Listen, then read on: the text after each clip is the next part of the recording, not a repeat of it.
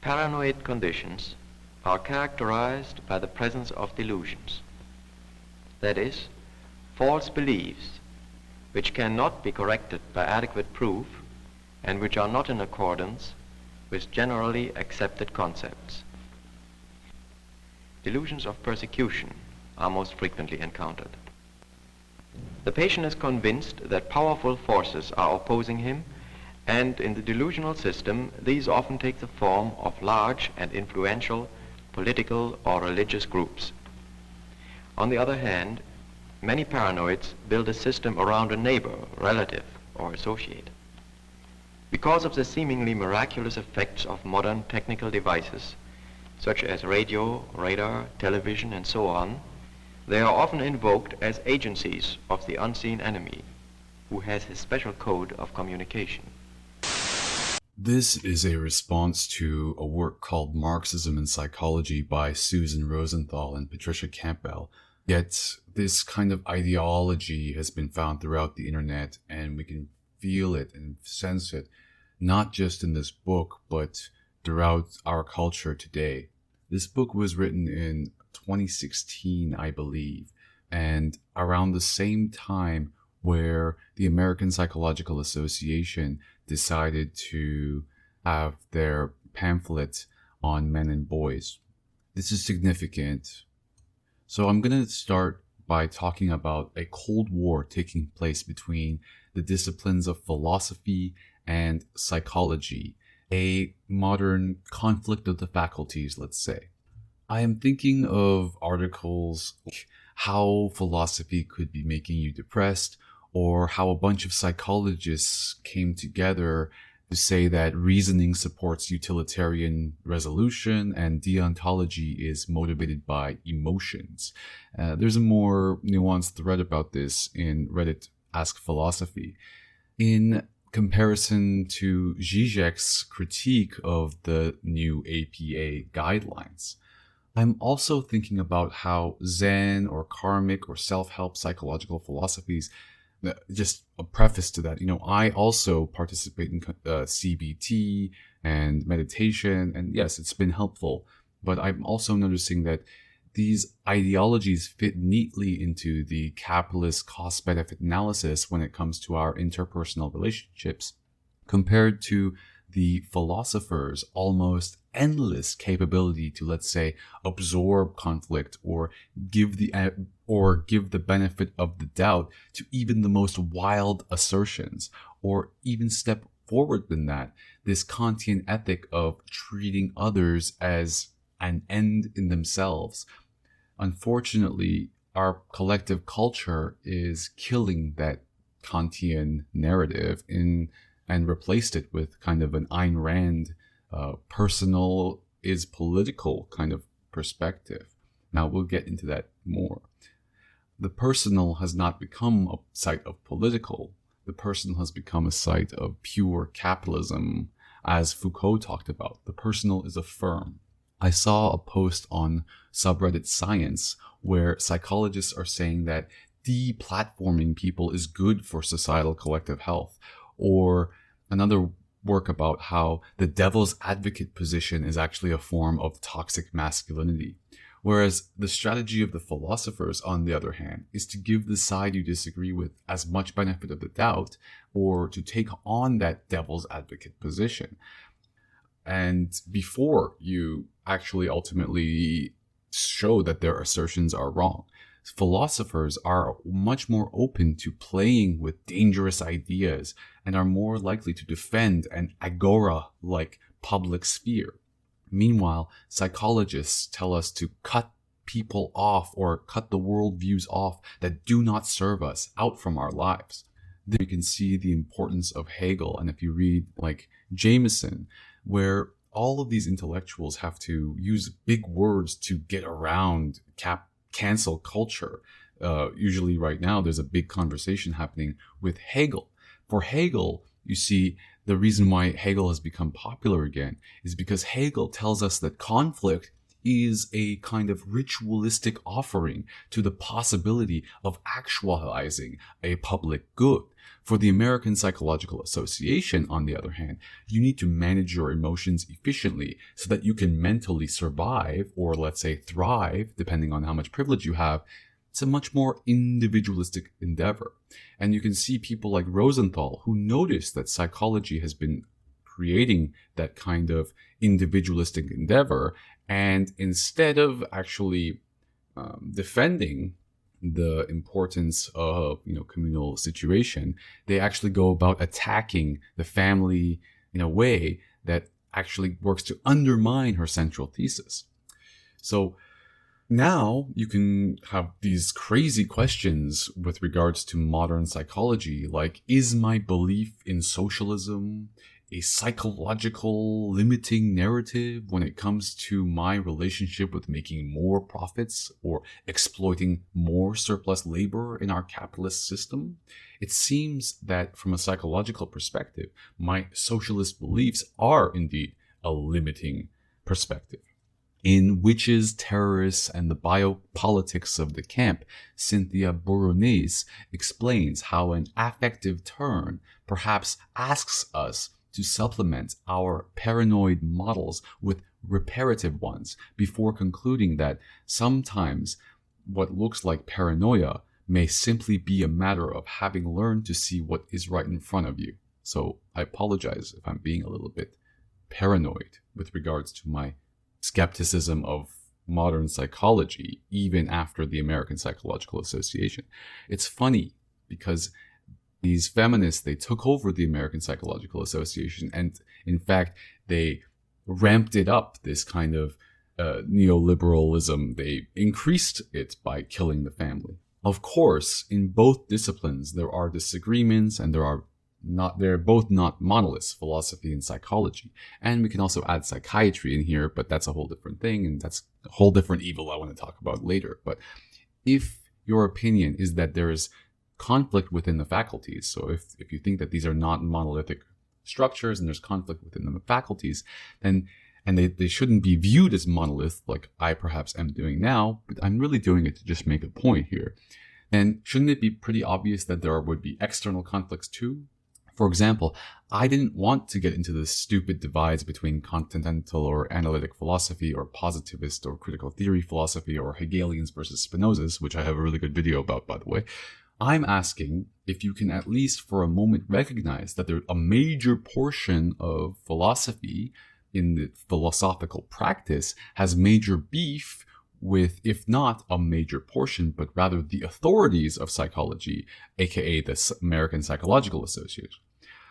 Of course, I'm biased here, as psychologists seem to be a bit more monolithic in that they have massive accreditation and institutionalization issues. They have to make sure that their clinical practice is defended from, let's say, other crazy people who think that they know how to do psychology. While psychologists who disagree with the APA are subject to this cut-off and deplatforming issue as well. That's an interesting point. So this is an important point because there's a paper called The Similarities Between Market Economics and Standpoint Epistemology, which I highly recommend that you take a look. It's not how I usually argue, but that paper is pretty interesting.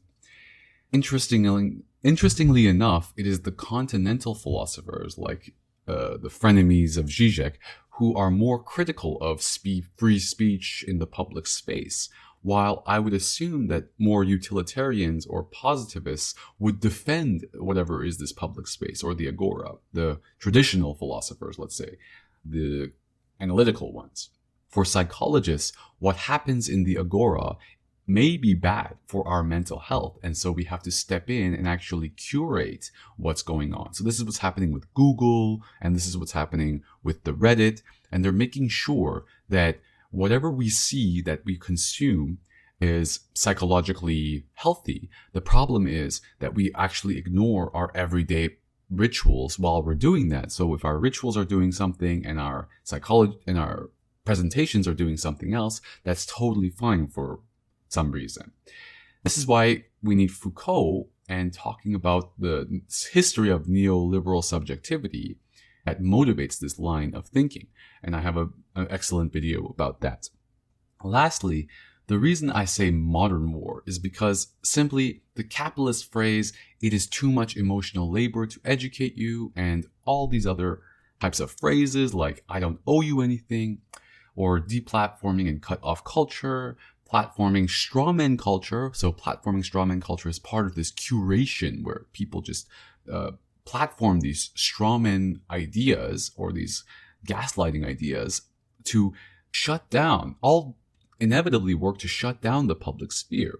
And yes, the internet is a public sphere. It runs on, those underground tubes are public space. So now we have people like the liberals who are defending the idea that no, Twitter is a place of private space, and they can, determine for themselves whatever is allowed.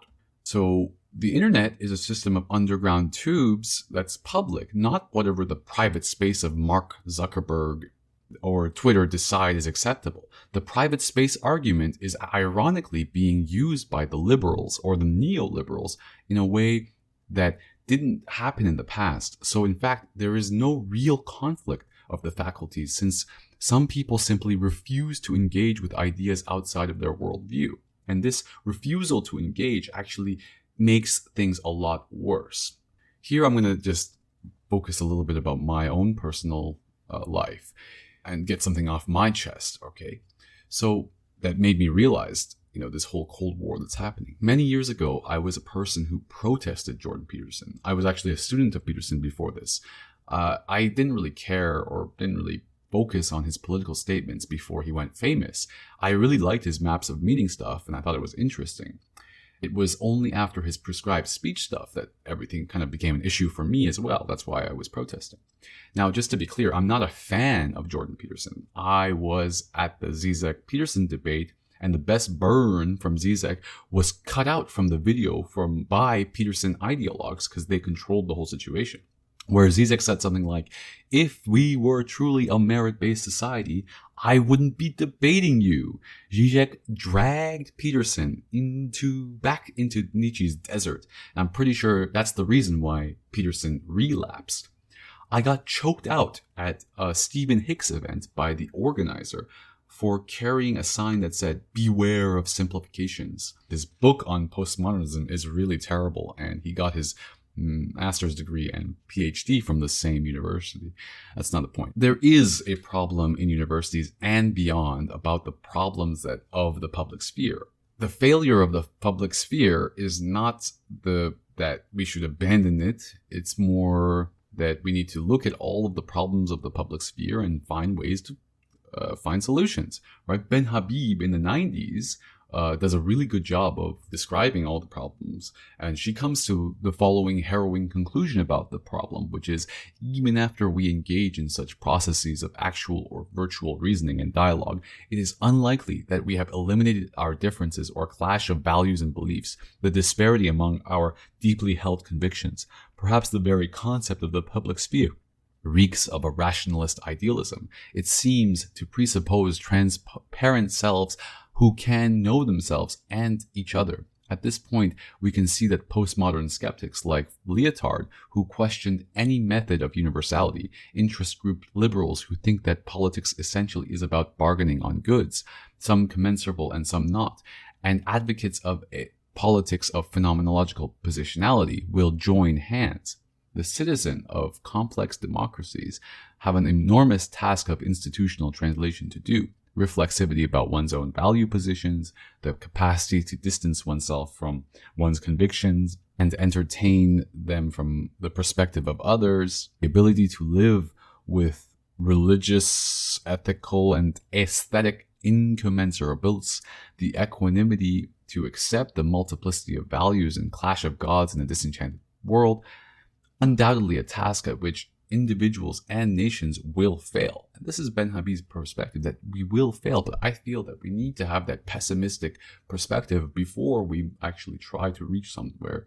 And I saw this failure of the public space a couple of years ago when I found myself between two groups of vitriolic protesters yelling at each other. I was a male feminist between two groups of people trying to cancel one another and trying to call each other misogynists and saying that other group was punching down.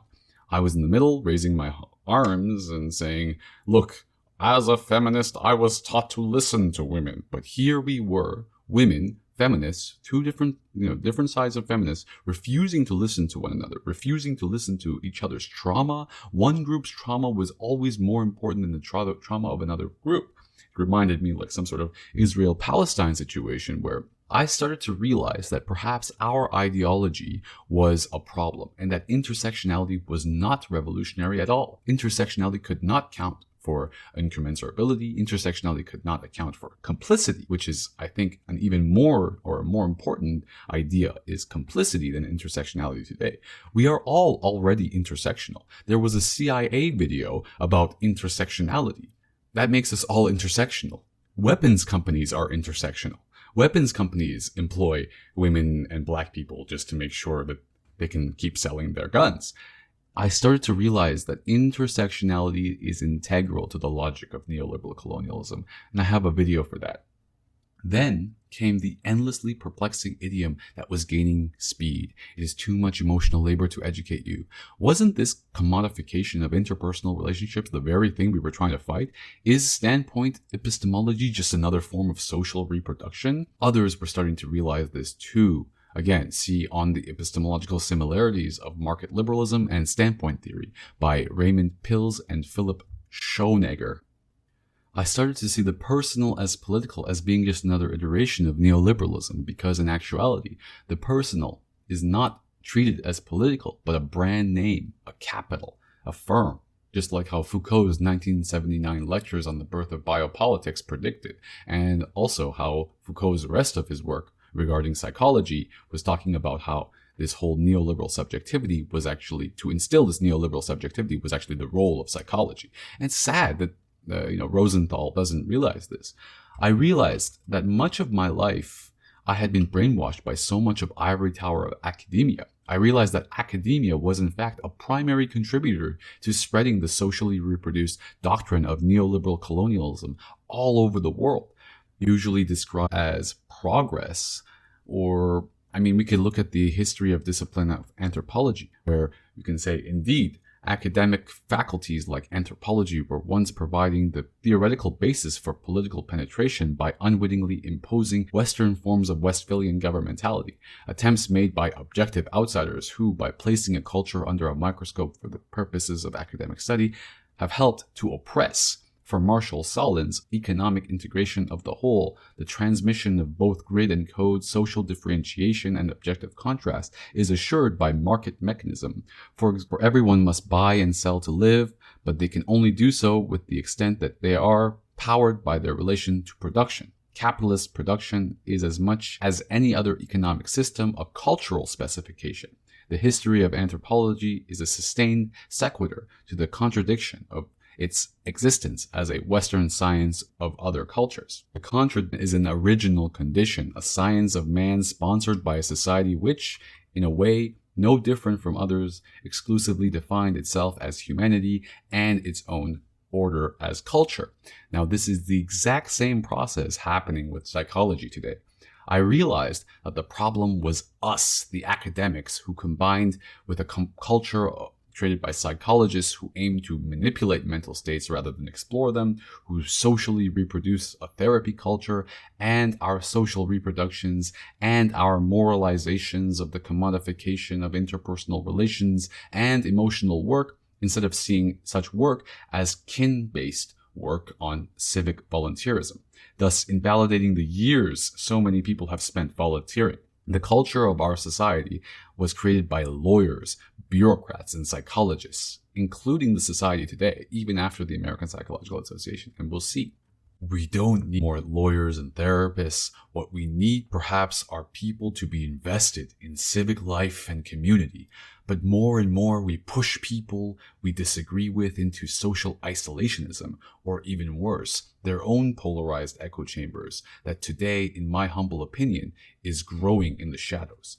I realize that we are just another iteration of what is called, in academic literature, social reproduction. So I dedicated myself to the study of collective trauma, and I wrote my thesis on it, which helped bring everything into perspective. Now my mind is clear and my heart is big. I can recognize my own burdens from the burdens that are not my own. I realize that we need rituals of reconciliation instead of using coping mechanisms which exclude whole portions of the population from our analysis. Or what Sarah Schulman explains, we cannot heal from our interpersonal issues from within our own communities, from people we were supposed to be allies with. What chance do we have of solving greater societal issues like Israel versus Palestine or other protracted civil conflicts?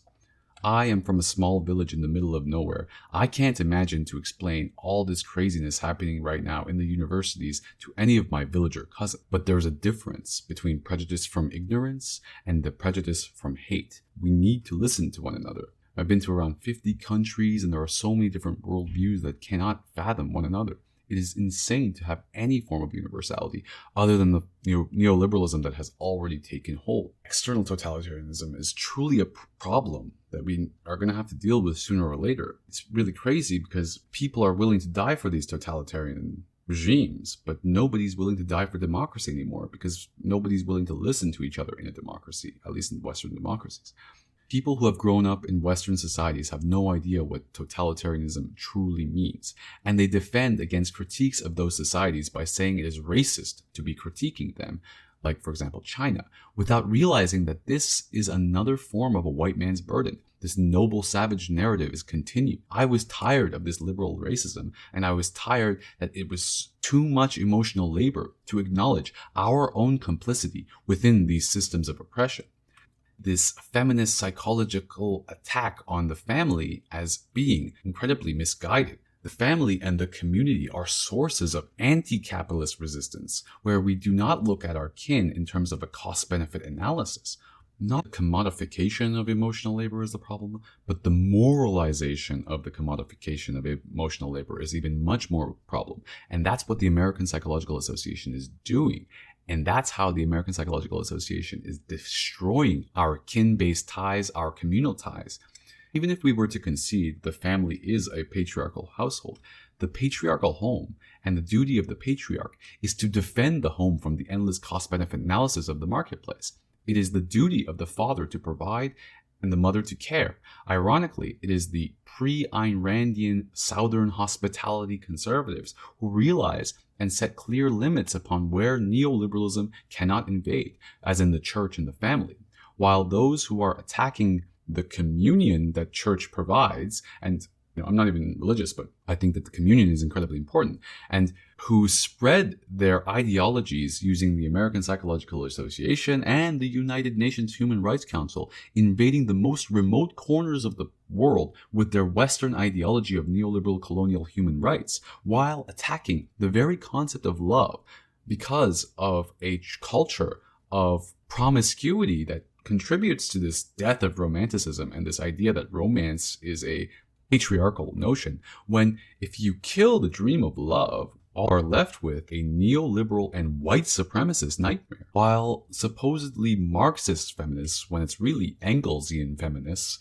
who are stuck still analyzing early industrial capitalist ways of exploiting surplus labor through unpaid reproduction, they allow for a much more sophisticated form of control of how neoliberal logic of cost-benefit analysis has seeped into the very family itself by destroying the last bastions of care, turning all human social relationships into an emotional labor cost-benefit analysis, such that all my relationships with other people are this like internal monologue of, am I causing this person to be non-productive for the day if I, for example, share this thought? And the funny thing is, the only people who are actually affected by this are the people who actually care about other people's emotional labor. The capitalist men who have a lot of money, they can spew as much bullshit as they want because they have a lot of money and people will always be there to listen to them. The only people who are affected by this finger-waving emotional labor people are the poor people who have lost all solidarity. Today, everywhere neoliberal colonialism goes, its first task is to destroy traditional societies, and which are usually patriarchal,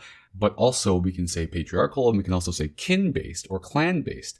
And those ties that people have are replaced then with Western neoliberal human rights forms of subjectivity. This neoliberal colonialism of the mind needs to destroy communal and kin-based ties, and in the West, it has done this with the destruction of the patriarchal home.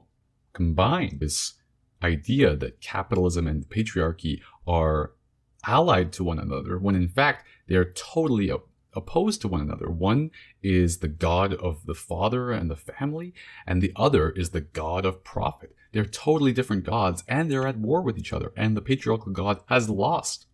With the death of the patriarchal home, I'm not defending the patriarchal home, by the way. I'm just saying that it was just a different god, and it wasn't the same god. The death of the patriarchal home was not replaced with any other communal rituals other than the ritual of capitalism. And this cost-benefit analysis has seeped into our human relationships, into the deepest senses of our minds, in our brains even. And it's epitomized in this phrase, "It is too much emotional labor to educate you, and I do not owe you anything." All sold to us as progressive modes of changing society, but instead bringing us further into a dystopic cyberpunk reality. Now we are experiencing a modification of love, interpersonal relationships, and emotional labor. And whether we care about those less fortunate than us have also become a cost-benefit analysis of emotional labor. Why do I have to stand here and listen to this homeless guy talk when I have money to be made?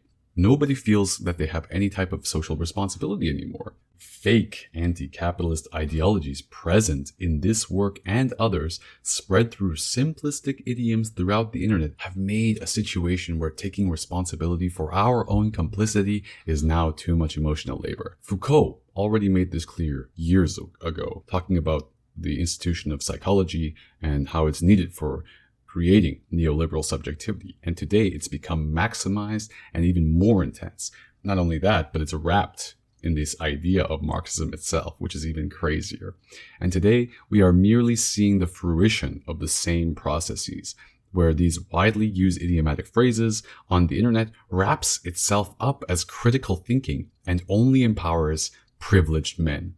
The only hope against this onslaught of pseudo-Marxist / Engelsian feminist neoliberal psychology is authentically Marxist feminist psychoanalysis. Thank you for listening. And think for ourselves, or as the classical slogan has it, which I already shouted out, sapere aude. Spiritually inspired moral cosmopolitanism in religion within the boundaries of mere reason, and his defense of the absolute autonomy of philosophy in the essay, The Conflict of the Faculties.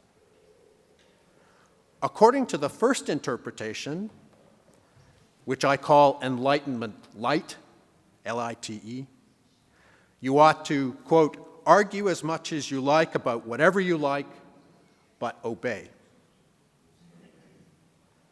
But on the contrary, according to the second interpretation, which I call radical enlightenment, or heavy-duty enlightenment, you ought to dare to think and act for yourself.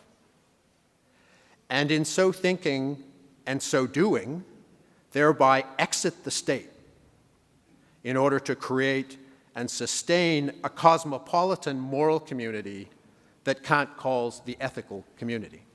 Now, when we combine, first, the coercive authoritarianism of all states, especially including all contemporary neoliberal nation states, with second, global corporate capitalism, third, complicit, conformist neoliberal universities and their faculties, and finally with globalized digital media, then we have what I call the deeper state. That is, the military, industrial, university, digital complex that nationally, internationally, and globally guides and shapes states and their governments, often more or less covertly and without our being self-consciously critically aware of it. As a necessary preliminary to our fully facing up to the new conflict of the faculties, I'm going to start with a recent critical analysis of social media by Benjamin Y. Fong in the American Democratic Socialist journal, Jacobin. This is what Fong writes. He says, "For the left, social media presents an imminent threat. It attracts people who are natural fodder for socialist politics and then absorbs them in the unthinking narcissism of pseudo-political statement pronouncement, where they enter the negative feedback loop that distances them from the reality of everyday human engagement. Twitter is thus not just a medium of expression for the psychic pathologies of what Mark Fisher described so well as the vampire castle. It is the vampire castle, doing capitalism's work by further atomizing and distancing people from the kinds of conversations required for real political engagement. The sooner we realize this about social media, the sooner we can get to the work of dismantling it." That's Fong. Here, in turn, is a four-step rational reconstruction of Fong's argument. First step, socialism, whether democratic socialism or social anarchism, also known as anarcho-socialism, libertarian socialism, etc., is fundamentally concerned with respect for universal human dignity, with human freedom of thought, expression, choice, and action, with individual and collective creativity and flourishing, and with the universal satisfaction of true human needs. Second step, internet-based social media may appear to be highly promising and legitimate vehicles for the realization of socialist aims. Third step, but in fact, social media are an essential part of the military-industrial university digital complex that not only produces widespread mind control and mental slavery, but has also enabled a worldwide mental health crisis of social media addiction. Therefore, anyone who recognizes the value of the fundamental concerns of socialism should, 1, engage in a serious critical analysis of social media, 2, and here I'm quoting Fong, log the fuck off on a regular basis, or even detach from social media altogether in order to resist their largely malign influence, and also 3, wholeheartedly, individually and collectively commit to subverting and dismantling the entire system of social media. I am deeply and fundamentally interested in explaining how memory and sense perception can be ideologically manipulated for political purposes, and also how the philosophy of cognition can be deployed to indicate and justify practical, effective cognitive strategies for resisting this manipulation and for ideological self-deprogramming and cognitive self-liberation when the manipulation has already occurred. Now taking up the 3 radically enlightened Kantian proposals for thinking about and dealing with digital media that I made in section 2, together with the proposal about political philosophy of mind that I made in section 3, and also updating the Socratic and especially Diogenesian models of specifically philosophical civil disobedience in the refined Martin Luther King sense for the 21st century and from a cosmopolitan point of view, I'm hereby proposing that radically enlightened Kantian borderless or anarcho-philosophers should, first, wholeheartedly, individually, and collectively engage in a serious critical analysis of all digital media substantially controlled by the deeper state. Second, log the fuck off on a regular basis, or even detached from digital media substantially controlled by the deeper state altogether in order to resist their largely malign influence. Third, wholeheartedly, individually, and collectively commit to subverting and dismantling the entire system of digital media substantially controlled by other parts of the deeper state, especially by engaging in so-called intellectual property piracy, by which I mean truly open access or cosmopolitan, universal free sharing of intellectual, artistic, socially beneficial, and/or politically significant content of any kind, together with the requirement or request that users explicitly acknowledge the creators of the content, even if, or especially if, this sharing and use circumvents paywalls, front-end payments, processing fees, or violates copyright and use laws.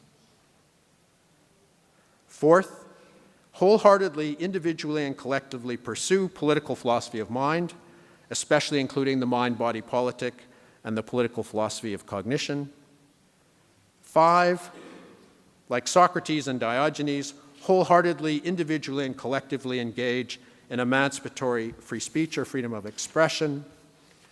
6, like Socrates and Diogenes, wholeheartedly, individually, and collectively perform countercultural escapes into independent or unincorporated, anti or at least extra-professional academic real philosophy.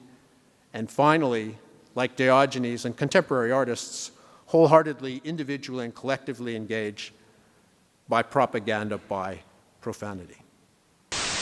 Today we live in a culture where people go around the internet reporting things and people keep getting banned. But the problem is we can't heal from collective trauma and social issues, oppression issues that we cannot openly and honestly talk about. And not being able to talk about them makes these social issues much worse. I know that perhaps some sorts of individual therapies say that it may be better not to bring up the issue or the issues or the traumas of the past, and perhaps repression may be helpful for some individuals in some circumstances. But when it comes to societal issues and issues of collective trauma, we must be able to speak our minds freely about them so that we can negotiate how to handle them and see all the different viewpoints surrounding the issue. If we don't acknowledge or are unable to talk about these issues in an open and honest manner, people become isolated and they go into smaller groups where they can find solidarity and agreement. But those smaller groups may be ideologically isolated, and thus they may act as a form of radicalization. Now, initially, you might think that I'm talking about the radicalized communities in the shadow corners of the internet, but this can happen even within academia, as citational echo chambers become limited to a specific worldviews as well. I mean, there was a post on subreddit Science about how meat eaters are happier, for example, and gets massive amounts of upvotes. Authentically and helpfully critiquing can only truly be devastating to the presumptions of the specific group if they come from outside. Critique can only happen from the outside. It is only viewing your own ideology from the outside where it becomes possible for one to question one's own universality for our own position, as well as realizing the inadequacies that come from our own ideology. Unfortunately, we live in a time where we cancel one another, call one another trolls before people even speak, and essentialize each other, point fingers and call names, having bureaucratic issues about the question even before any content is actually discussed. In bad faith, we call the enemy bad faith. There has even been a post on R Science saying that the devil's advocate position is a form of toxic masculinity. While philosophers tell us to take on the devil's advocate position and give the perspectives we disagree with the benefit of the doubt before you go on talking about or dismantling the points of view you disagree with, psychologists are much more influential than philosophers, have normalized the idea that we should walk away from situations that are too much emotional labor, and we should drop ideas and people who do not serve us, and that we do not owe each other anything, often socially reproducing the capitalist schema that makes their own professions viable.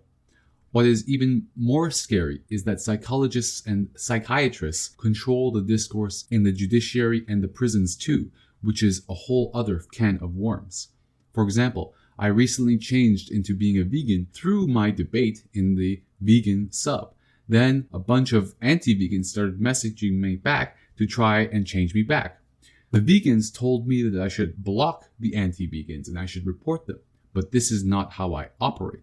The only reason I was able to slowly come into or accept veganism or more and more plant-based living into my life is because of the gradual debate I had with these people I disagree with. So I'm not going to block and report people just because I disagree with them. Unfortunately, this is the norm of the society that we live in now. Everybody is reporting everybody on everything. They believe what they believe to be true, and I want them to try their hardest to convince me. To block out or cut off culture is created because people who have privilege are able to create their own ideological worlds around themselves and defend themselves from critique. An exact same thing happens with other matrix-themed popular culture references happening today versus feminism.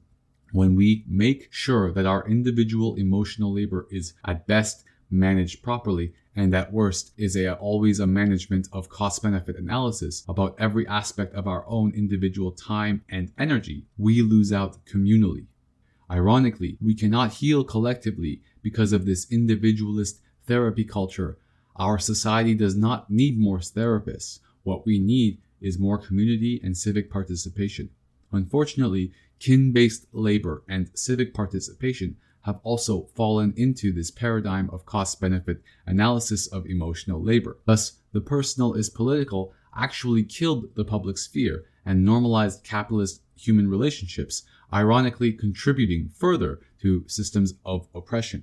We need to be able to talk about these issues at the very least, but because of privilege, some people are able to create whole ideological worlds for themselves and cut out and ignore that which does not serve them. This culture truly needs to end if we want to deal with humanity between a technologically overdetermined present and an ecologically devastated future. We have created a culture where nobody is willing to defend democracy, which is scary given the very real Putin-Xi situation we are dealing with. The neoliberal and rainbow washing left is at fault here. The right was totally valid in their phrase virtue signaling to describe this. Again, I've said this elsewhere, but I'm going to say it again. Let's care about inclusivity and people's emotional well-being while our multinational company exploits massive amounts of surplus labor and maximizes economies of scale. Oh, and if anyone talks about this, they are toxic. And we need more ways of affirmative action to hire more people who are incentivized to repeat the company rainbow washing line too. I mean, would they even be here without our noble, savage, maintaining ideals? It's funny because Ayn Rand, a person who used to be ridiculed by the left, is now their primary champion because of standpoint epistemology. We need to go back to ridiculing Ayn Rand rather than secretly upholding her ideals in practice. Ironically, it is the right who knows how to separate market fundamentalisms out from their lives. The pre-Ayn Rand right defends the home and the church from an invasion of endlessly calculative emotional labor cost-benefit analyses. Here, it is the left that has invited what they say they hated most into even their hearts and their minds.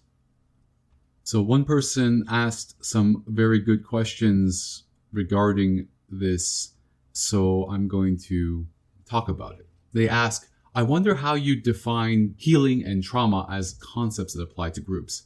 I can intuit myself the meaning of the second, but it may be different from your definition, and the only notion I can conceive of healing applying to a group being dissolution or integration of one group by another. Calling that healing seems a stretch, and I can't. As a thought about the post as a whole, perhaps communication is necessary to resolve the trauma, but I speculate it's not sufficient to do so. I'm challenging your view to ask if you would consider it as sufficient. Without knowing more about the notion of rituals of reconciliation, it reminds me of some religious practices or some ritual sacrifices or offerings of animals in the Old Testament to atone for sin. Additionally, the notion of reconciliation between groups and individuals and groups seems possibly plausible to me, but the notion of reconciliation between groups seems like it couldn't produce anything, more like a token gesture. So here I'm going to respond to it. So collective trauma is something that contributes to a spirit of distrust in the community. It motivates a camp mentality, a cost-benefit analysis in our human relationships. And what I mean by camp mentality is like literally being in a camp where you look for low-hanging solutions and you are motivated mostly by this survival ethic. In a way, perhaps, these are healthy responses to a prior, more terrible collective traumas of warfare. Capitalism is better than war. There are plenty of studies done about how our genetic information and familial history contributes to traumas that may or may not be our own. Whereas for individuals, there might be a fight or flight response. For groups, although these exist, this fight or flight response, we can see it more as a flock response, where hundreds of biases combine with the exasperations of already entrenched narratives, like X people are like this, where we see that there is a process of collective entrainment and feedback loop, a collective feedback loop. Perhaps this may manifest as doing what is right for the rest of your group, or doing what the rest of your group is doing, or just following along for safety. If they shout something, you might shout that too. If they're the ones attacking, you might attack too. Flocking or ignoring, then you might do that too. On the one hand, I may here be creating some sort of mythical togetherness in the past where there was more unity than there was trauma, which broke us, then there was some sort of trauma which broke us apart. And that's actually what Habermas kind of explains. However, sex and love is traumatic. Birth is traumatic. We are born within and carry with us a plethora of trauma from our genetic lineage. In order to heal, we have no other options but to carry these burdens, carrying the burdens of trace. What do I mean by heal? You see, these traumas create certain rituals within our everyday activity. Some people call them compulsions, ruminations, or addictions. In individuals, this may manifest as some sort of self-harm. In collectives, or actually a self-harm that could actually be exported onto others, which is the kind of worst kind of self-harm that can happen for collectives as well. In collectives, a more complex set of feedback loops are happening. Perhaps we can call it autopoiesis. Consumerism, compulsive behavior, and unconscious eating habits, the kinds in which whole McDonald's and sugar empires survive off of and flourish from. What I mean by heal is perhaps that we become more conscious drivers of our responsibilities as inscribers of rituals. Instead of letting the rituals take hold of us, we realize that it is not just that our individual habits are affecting ourselves, but our individual rituals are also affecting the people around us too. Right now, we live in a world where people say that we need to have good words in order to talk to one another. We need to have safe spaces, which yes, this must be done. But we must also be able to locate where and what and how we affect each other with our ritualistic habits that necessarily affect others. Our public ideology, we might say, perhaps, says, I do what I want, like Eric Cartman. I do what I want. That you are your own person, when in fact, you do have some ritualistic ripple effect responsibilities that carries forth into society regardless. So yes, abortion is a woman's right, but also has a ripple effect when you normalize something like I've always been very pro-choice, but when I actually look at what the effects of massive amounts of abortion are, I mean, abortion after 25 weeks, I don't want to get into this, but abortion after 25 weeks requires the crushing of the skull.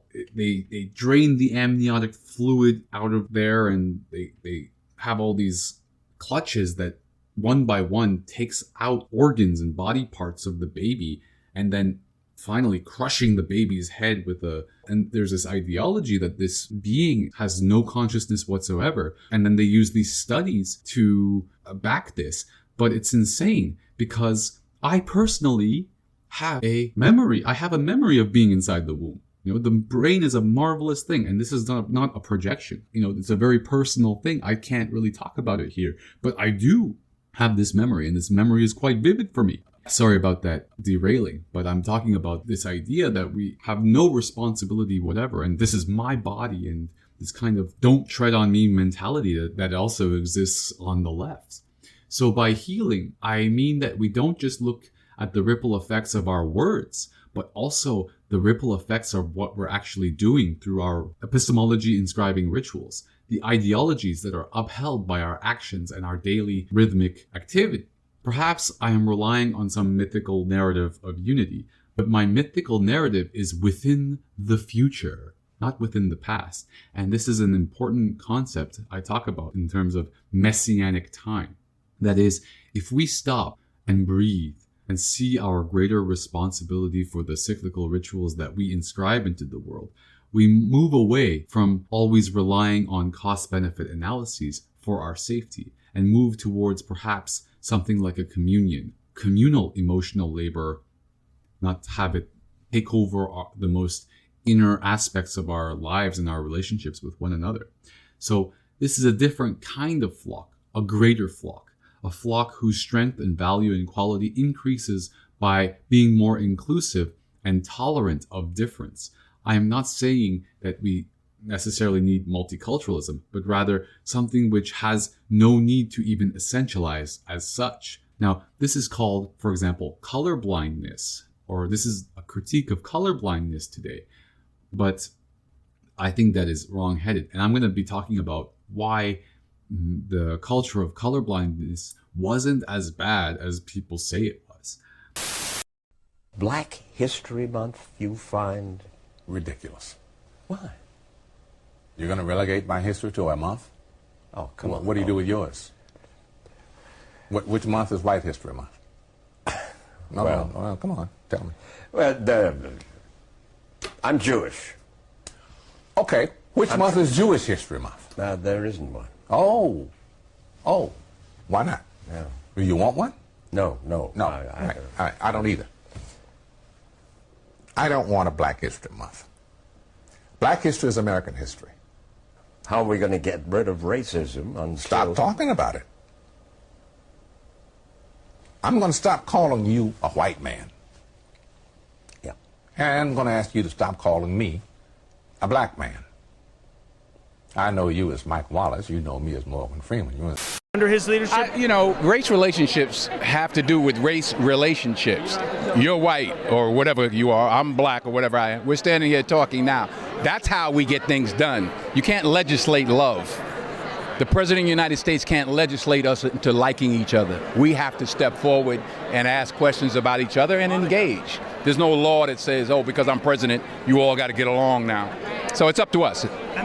So our groups are able to communicate. Is communication even possible? I mean, yes, commensurability is incredibly hard, but at least we have to try. Is communication even necessary?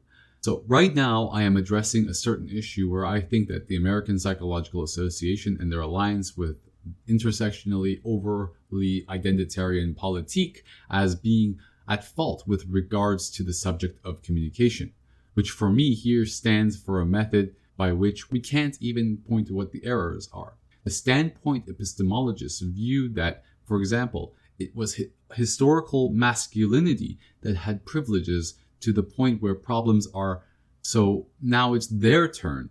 But the problem is they don't realize that they then inscribe certain non-helpful capitalist rituals.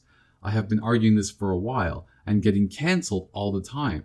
But finally, there are essays being written by people more coherent than I, people who are more tactical than I am. I think that this person was right on the money when they were talking about the importance of ritual sacrifices. I think that we do need that, and those do exist. So this person responds positively, and he says that I think your position seems to make sense, but I'm a little bit skeptical. So the first problem he has is that what's good for one group in a society might not be good for other groups in the same society. The second problem he has is whether organizational structure matters, whether they're more hierarchical or not, and how that plays into it. And the third problem that he has is this kind of whose trauma is more important question. Who should have the authority on what healing means when group A has caused trauma Y to group B, but group B has caused trauma C to group A, like this kind of trauma. In the ideal sense, I suppose it's relevant, but I'm trying to wonder what the pragmatic significance is. And he also ends with this question of grace. So I'm going to be talking about that. The question is, healing processes advantage one group of people over another group of people. So he's right in a way. So let's say something like maintaining animal diversity is, quote, good as opposed to homogenization. And then I say overconsumption or production is one of the main processes that are causing it. Then the people benefiting most from that system, capitalism, would perhaps disagree with me. They would prefer that nothing disrupts or limits this capitalist system, and because it's going to limit their influence over society, perhaps. The problem here is that it isn't just the people who benefit the most. It's also a good portion of people who have been made to believe that the system is beneficial for them too. I mean, Amazon is good, right? We get 2-day delivery. Awesome. It is also difficult to deal with the 1%, Bezos, who's currently at war with Leonardo DiCaprio for some reason, without the other secondary portion of people who help maintain the systems by which they are enslaved.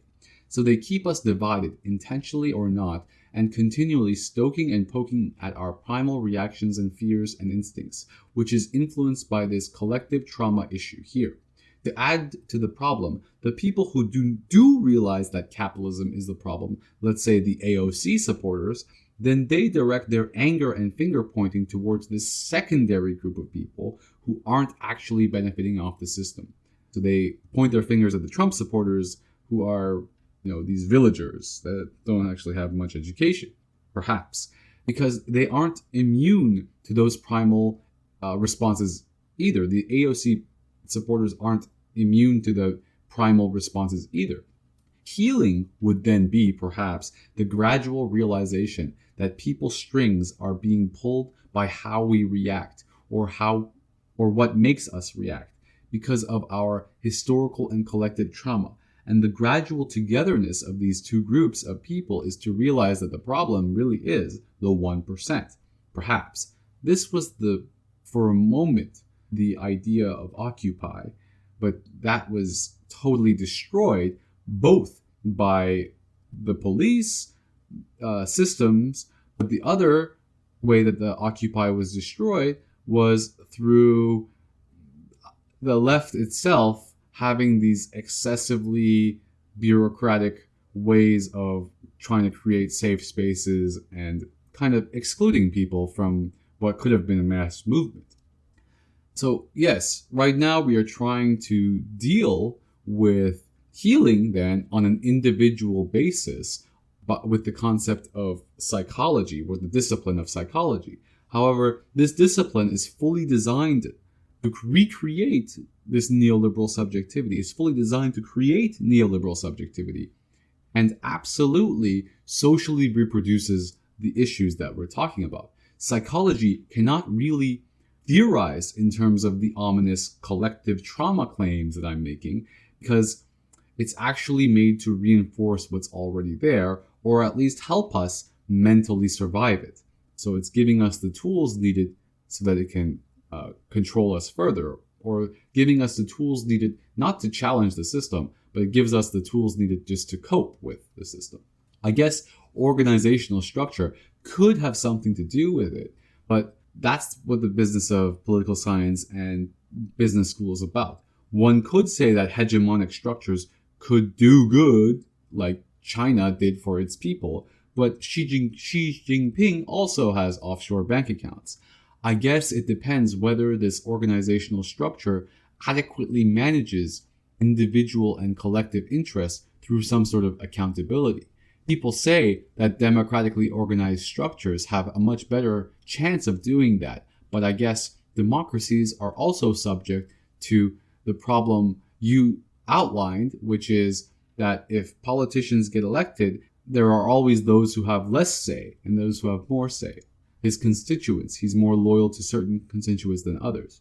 I think that we can measure the strength of a democratic institution by how well it can tolerate and accommodate difference. Let's say the more happy the minority parties feel, the more togetherness there is, the more healed it is. I would think that this is the catch-22 of capitalism, though, because it is able to create this togetherness through the lowest common denominator, aka as long as I get my 2-day shipping while working a couple days a week, it's probably not worth it to rebel. Don't exploit too much surplus labor, however. Problem is that with each passing day, gradually, today it's 4 days a week, and I'm kind of outraged that Zuckerberg is tracking my mouse clicks. Tomorrow it's 5 or 6 days a week, and I'm totally okay with the metaverse. So yeah, the problem with identity politics is that one group's trauma is always more valid than another group's trauma. The right calls this, unfortunately, oppression Olympics, and they aren't really wrong, just like they aren't wrong about the concept of virtue signaling. When the right calls this oppression Olympics, the left gets triggered, and there is a whole secondary trauma fight, too, forgetting the initial trauma fight that was going on that we were having. That is, identity politics breeds more identity politics, which kind of goes back to this initial motivation behind what I'm trying to do in the first place. That secondary order, we never actually solve the first trauma problem because we keep, this is a very Derridian point, we keep postponing the issue, which might, if we're doing that in a conscious way, that could be a good thing, but it can also happen in a negative way. So I highly recommend, that's the last video in my Ritual Traces series that I highly recommend for you to take a look. Bad actors are going to be there regardless. I can't know people's intentions. If psychology has a role to play, it is to deal with that, at least. So it's the role of psychology to deal with the bad actors, not to give prescriptions for whole communities, and not to give one-shoe-fits-all solutions like it's been doing with regards to masculinity.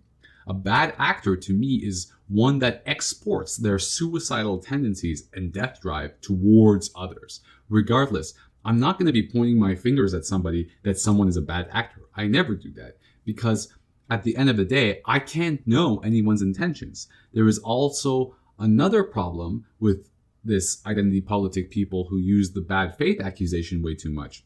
They do this because they are traumatized, so they essentialize people. Traumatization breeds essentialization, which goes back to the point about identity politics essentialization breeding more identity politics essentialization. I'm just going to tuck your question of hate into that discussion of bad faith as well. So there are different forms of hate. We have this essentialization of what hate could mean, but there's, for example, a difference between hatred from the villager's ignorance and hatred from actual hatred. Ignorant racism is different than fully hatred racism. Like fully hatred bad actor racism needs psychology, not the ignorant racism. If there is a role for what the ignorant racist needs is community. If there is a role for psychology is to deal with that, the bad actors. But currently the American Psychological Association does this one-shoe-fits-all thing, gaslighting whole populations, which actually makes the problem much worse. Again, I don't like to use the word gaslighting because it's part of their neoliberal framing of things. On the question of grace, and I think that's a great point to end off, I think it requires a certain amount of faith to give people the benefit of a doubt, almost no matter what. But right now, religions are deemed as problematic too. Many types of religions have just this kind of ideal, while simultaneously having a sword behind their back, but most religions have some sort of grace ideal, or some sort of giving the benefit of the doubt ideal, even if they do have a sword in their back. They need to have the sword because, if they are a religion, they have to defend themselves. The more you use the sword, the easier it becomes to use the sword. The more you use grace and benefit of the doubt, the easier it becomes to use grace and benefit of the doubt. Collective ritual entrainment, that's what it is. Collective ritual entrainment. We must take responsibility as inscribers of ritual. This is my thesis in my Ritual Traces series. I'm actually kind of happy that I was able to answer all that. I'm just waiting for some sort of incompleteness theorem contradiction to slow me down. thank you for taking the time to listen. I hope that this series is helpful for you. I know that there are some repetitions happening, but I'm putting this all into my head as well. What's really crazy is that we can't have this conversation. That's what I'm talking about. We can't even have a conversation. We can't even know how to heal because there's so much cancel culture going on. A cancel culture that's allied to neoliberal capitalism. So now that if you Google some critique of feminism, for example, you're not going to be able to find it. Whereas, Bing, you can find it. All the best. Thank you so much for listening.